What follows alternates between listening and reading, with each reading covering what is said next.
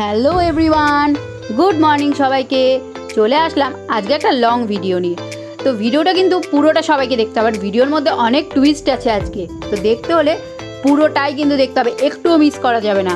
তো এই যে সকাল সকালে আমি প্রতিদিনের মতোই ঘুম থেকে উঠে পড়েছি, আর তারপরে এবার আমার ফ্রেশ হয়ে নেওয়ার পালা।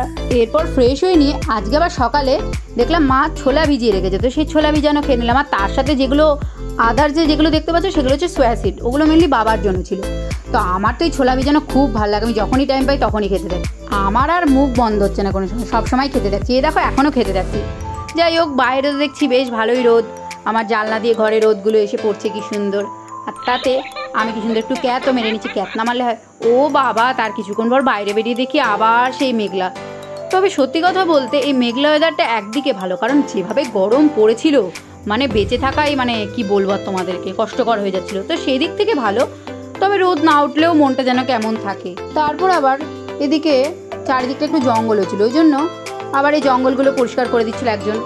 তো এই কথা বলতে বলতে আমার ছোটোবেলাকার মেমোরিগুলো মনে পড়ে গেল। ছোটোবেলায় কিছু আমরা কবিতা পড়তাম না সহজপাঠ বইয়ে, মঙ্গলবার আর জঙ্গল সাফ করার দিন।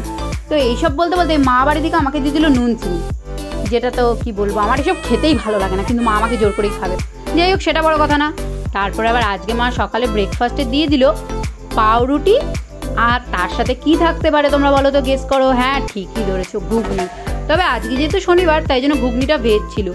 আর মা ঘুগনিটা যা দারুণ করে, জাস্ট ফিদার। ওই যে লঙ্কাগুলো দেখছো, শুকনো লঙ্কাগুলো, আমি তো খেতে গেলো পাগল। আর তার মধ্যে এই যে খাবার নিয়ে আস্তে আস্তে এই যে আমার ছোটোকে একটু ডিস্টার্ব করলাম।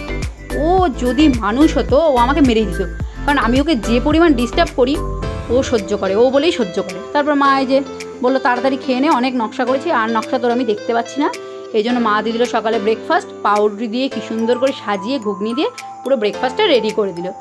তো আমি তো এদিকে ভাবছি কখন খাবো, এই জন্য আমার মানে তর্স হয়ে যেলাম। আবার 3টে দিয়েছে মা, তাই জন্য ওই 3টে দিলে আবার বলে শত্রু হয়, এই জন্য মা আবার ছেড়ে দিচ্ছিল। মার সাথে তো আমার সর্বক্ষণই ঝগড়া লেগে গেছে। তাও কি এদিকে কি শান্তি আছে? এইসব সকালবেলা খাচ্ছি, বলে না কুত্তার পেটে ঘি সহ্য না, আমার অবস্থা হচ্ছে তাই, সহ্য হয় না। তাই জন্য আবার মা বললো গ্যাসের ট্যাবলেট খেয়ে নে, না হলে আবার একটু বাড়ি যা শুরু করবি।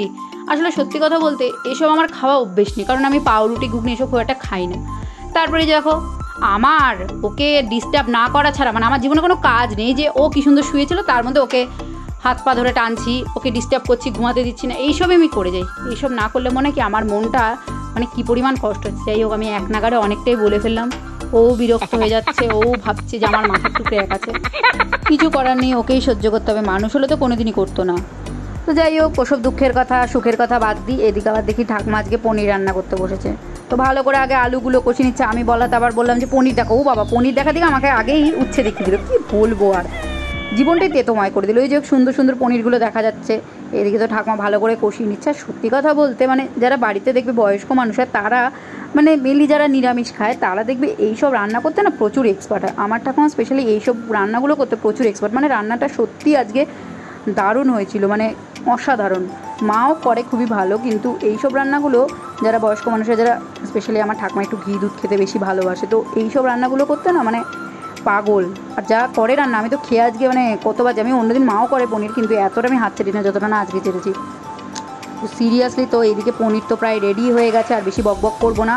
ওইদিকে মাও আবার বলছে খাবার রেডি কর। আমি তো এদিকে পনিরের ভিডিও করে যাচ্ছি, ভাবছি কতক্ষণে খাবো। তো বলতে না বলতেই চলে আসলো আমার দুপুরের লাঞ্চ। আর আজকে লাঞ্চে ছিল যে উচ্ছে ভাজা, এদিকে সয়াবিন। সত্যি কথা বলতে সয়াবিনটা আমি না ভালোবাসি না। তো যাই হোক, কিছু করার নেই, বাবা তো পাশে বসেছিল, সব রকম না খেলে আমাকে ঝেড়ে ধুইয়ে দিত। তো তার সাথে যেটা স্পেশাল রান্না আজকের, সেটা হচ্ছে পনিরটা তো দিয়ে দিল মা। এদিকে উচ্ছে দিয়ে শুরু, উচ্ছে দিয়ে শেষ। তো যাই হোক, দুপুরবেলাটা দারুণ খেলাম। তারপরে একটা দারুণ করে ভাত ঘুম দিয়ে নিয়ে সন্ধ্যাবেলা উঠলাম। আর এদিকে সন্ধ্যাবেলা উঠে জানি না কেন, কী কারণ কিছুই বুঝলাম না, কিন্তু কেমন আমি একটা ঝিমিয়ে গেছিলাম। ওইদিকে বাবা জগদ্ধাত্রী দেখছে। আর তোমরা কে গো জগদ্ধাত্রী দেখতে খুব ভালোবাসো? আমি সত্যি কথা বলতে সিরিয়াল দেখি। হ্যাঁ, এটা আমি বলবো না যে আমি সিরিয়াল দেখি না, সত্যি সিরিয়াল দেখি। আর জগদ্ধাত্রী দেখতে আমি খুব ভালোবাসি, আমার খুব ভালো লাগে। তো এদিকে মা আবার চা করছে। আমি যে লুকিয়ে লুকিয়ে ভিডিও করছি, কারণ মা ভিডিওতে আসতে পছন্দ করে না, লুকিয়ে লুকিয়ে করছি, মা জানে না, যদি জানতো আমাকে মেরে দিত আজকে।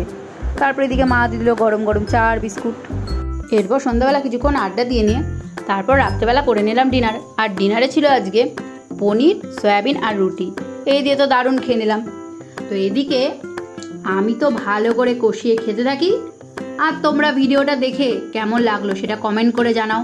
আর সাবস্ক্রাইব করতে কিন্তু ভুলো না, যারা যারা এখনও সাবস্ক্রাইব করো তারা কিন্তু প্লিজ আমার চ্যানেলটাকে সাবস্ক্রাইব করে দিও। টাটা, গুড নাইট সবাইকে।